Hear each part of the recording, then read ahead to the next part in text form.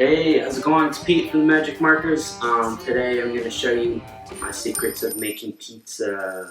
I've been making pizza for about 10 years now, and this is how I do it. So what I have here is water, and it's about a cup and 3/4. It's warm, nice warm bath for your yeast to develop. And I'm going to add some honey, a tablespoon of honey. This will also help the yeast to activate. Now you're going to want to make your pizza dough a day or two before it's time to actually eat your pizza, so it has time to rise and do all that magic stuff. Add a tablespoon of honey. You're going to add about a teaspoon of yeast. Salt first. Maybe 2 teaspoons of salt. I love pizza. I started making pizza about 10 years ago. Got a cookbook. Used to give drum lessons to my man Frank Castronovo at F&F Pizza down there in New York. Getting a book by Frank Stick. So we got a nice salty salt water, honey scene happening here. And we're gonna add some yeast, using some store-bought regular dry active yeast. Don't get the stuff that's quick rise, it's gonna mess you up. Add about a teaspoon of this. And we wait about 10 minutes for it to do its thing. Check on our yeast here. As you can see, it's starting to look kind of frothy and activated. That's how we're gonna have a nice rise. Once we get this thing fermenting bulk style, so I think we're ready to make the dough. All right, let's get into it. So now we have the all-important flour. What I have here is some 00 flour from Italy, which is pretty cool. It's like a finer grade of flour. That is something we use on pizzas. We got our hook attachment on the mixer. I'm gonna put like 2 cups of this in here, and about a cup and a half of the King Arthur stuff, all-purpose. And like I said, it's gonna make me about 4 pizzas. Hopefully that's enough. Might have to make more. That's good for now. This is how I do it. Put this in here, and now we can take the yeast mixture, throw it in there, and we're gonna close it up, got the cover, and we'll give it about 4 minutes on a low speed. You don't want to do it too long, it'll get tough. Timer on, and olive oil. I'm gonna add like 1/3 of a cup or so. Here I go.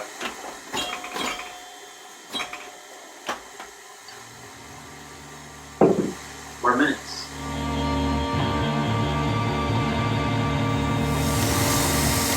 As you can see, it's getting mixed up in there.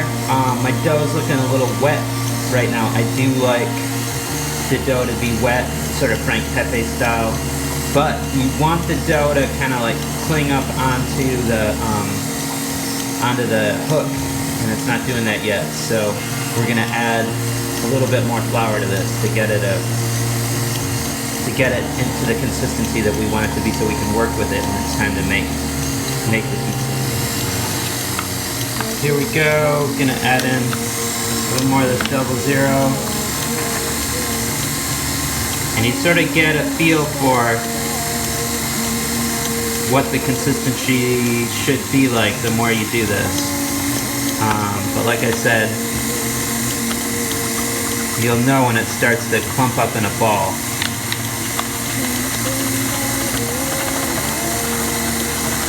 That you're in the ballpark, so to speak. Alright, we're headed for the 4-minute mark. There it is. And we got it sort of clumping up good around the hook, as it should be. It's like a nice consistency, and it looks well mixed, so we can shut this down. Alright, that's part 1, the dough making portion of our show. I'm going to wrap this guy up with some plastic wrap. And it's going to sit on the counter for about an hour or so. Do some bulk fermenting. And then to the fridge overnight. You want to give it like 12 to 18 hours to get really great. I sometimes give it 24 or 48 hours max, and it gets really tasty. So I'll see you tomorrow for some proofing.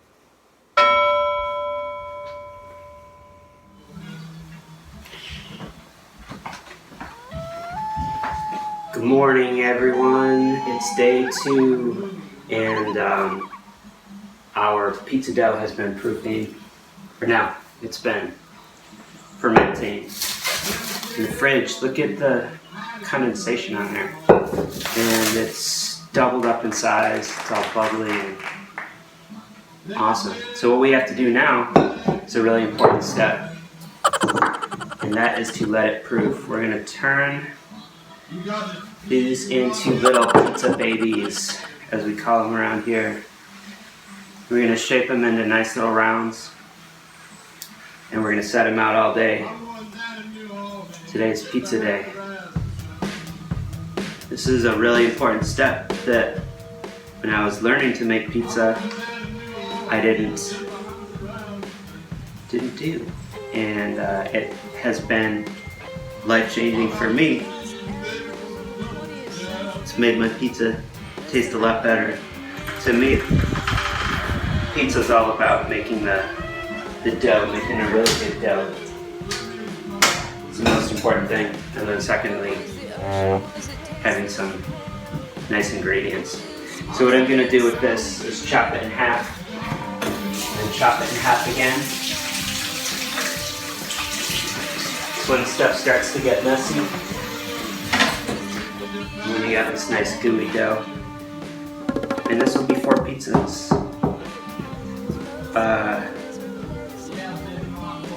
4 pretty big pizzas as far as my oven goes. And I'll show you my oven in a little bit and talk about that. I first got obsessed with making the dough, and then for a long time I was obsessed with getting the right kind of oven. If you like pizza, you probably have thought a lot about wood-fired ovens and having your own right in your house, which is pretty awesome. Pizza, you really can't make really great pizza at home. I think you can make good pizza in your oven like this one, but to make a pizza like you'd have in a restaurant, you have to have an oven that gets really hot. I usually get my oven up to about 800 degrees before I cook my pizza. I'll show you my oven in a little bit. So right now I'm taking these guys, I cut it into 4 pieces, and I've got this floured surface, and I'm forming them into little dough balls. I'm sort of forming them in on themselves and making it a little ball that gets sort of sealed up on the bottom, and it's stretched over itself a bit on top with a nice coating of flour. You got the gooey part on the inside. This part will stick to your fingers if you touch it, so you gotta use a lot of flour. And making pizza dough is a lot about managing mess, flour mess, especially if you live with people who don't like messes, which who does really? So I think we can see we have 4 little pizza babies here. These guys are gonna go onto some plates, some bowls all day, and do their thing. They're gonna get bigger and bigger. You'll see a little bit later what happens when I put them here. They turn into a pair of ass cheeks. Great.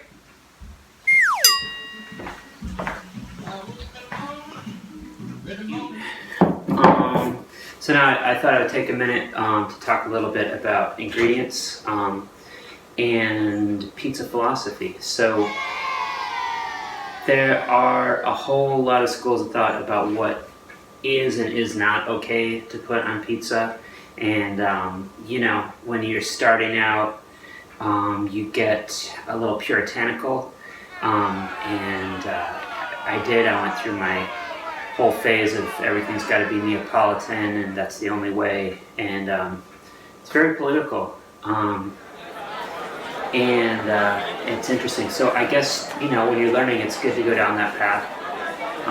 Just as you're learning any skill, you want to learn the official way to do things, and then learn a little bit more about the history and see where it leads you. I have come to understand pizza as an international dish, and maybe even an American type of food, as much as it is an Italian type of food, because there are so many regions within the United States that have developed their own styles of pizza.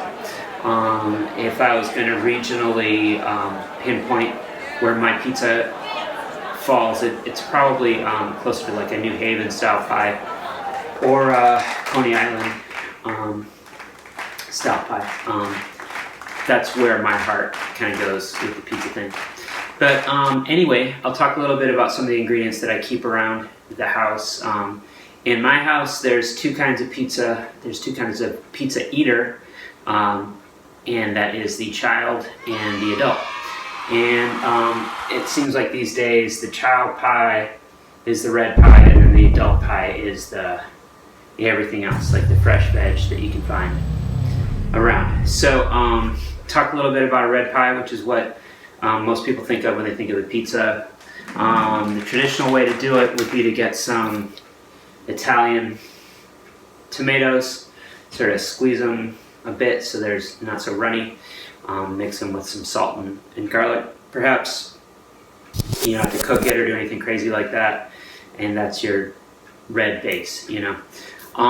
Since probably more of my energy goes into the grown-up pies lately, I've discovered the Don Pepino pizza sauce. So this is like a New Jersey tomato product, and I think it tastes really good. Actually, the kids like it better than when I was putting more effort into the red sauce. So this is pretty killer, and it tastes good, and it's a little more local, so that's cool. Olive oil, if I could, I would get like the Frankie's $30 16-ounce bottle of olive oil. I go through a ton of olive oil.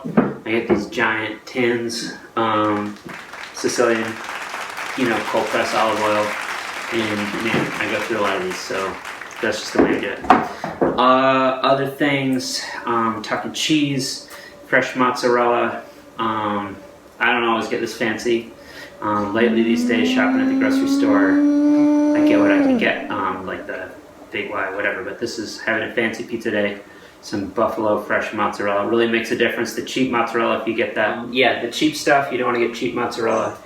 It's chewy, you know. If you cook it, it's just not good. So I went through a phase of making my own mozzarella for a while when I was in that maybe intense kind of Neapolitan stage, which is another cool thing to explore. I'm not going to talk about that today. And I started using some low moisture mozzarella as well. This is good because it hangs out in your fridge a lot longer than that fresh mozz. So that's good. Pepperoni for the kid pies. The kids like grandma pizza, which for me that's just I make it square shaped and cut the slices into squares, and that's grandma pizza. I don't know. I know that actual grandma pizza would be like olive oil and you cook it in the oven, whatever. Sometimes we throw some pepperoni on there. We're fairly vegetarian in this house for the most part, but you know, some cured meats on a pizza is pretty good. This is stuff I use lately. I've used the boar's head stuff, which is also good, but I like this better right now. Other meats, you could get some of this, some prosciutto, right? Lately I've been hitting the farm stand for these shiitakes, sort of a meatier kind of vibe, and we'll talk about cooking those in a minute. Chard, awesome from the farm stand. Good hard cheese.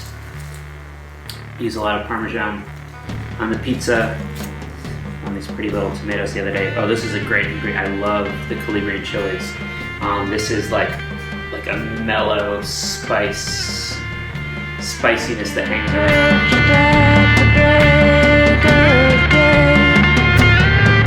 Because he had something to say. Dracula said, don't spend your life spinning in your grave, and don't let your death get taken away. Up against the wall, this is your fault, you're reckless.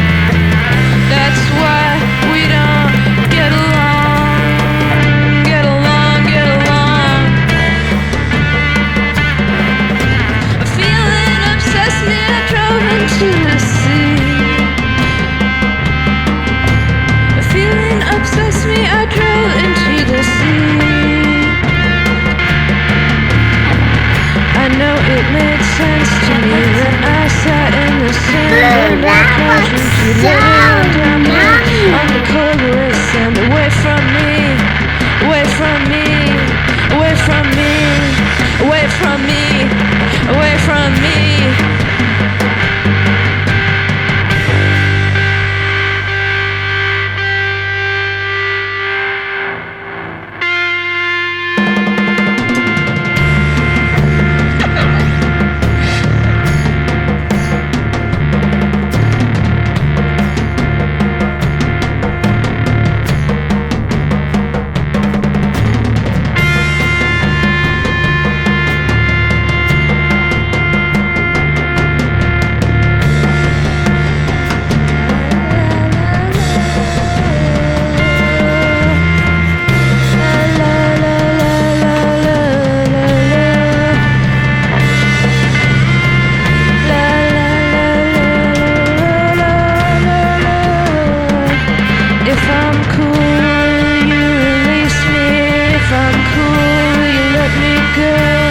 If I'm cool, will you release me?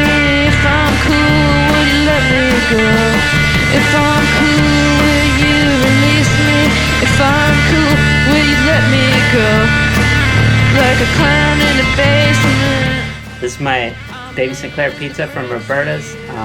Thanks so much for watching my video about making pizza, and thanks to Drag City Records for putting out the new Magik Markers record. Magik Markers 2020 in stores this Halloween.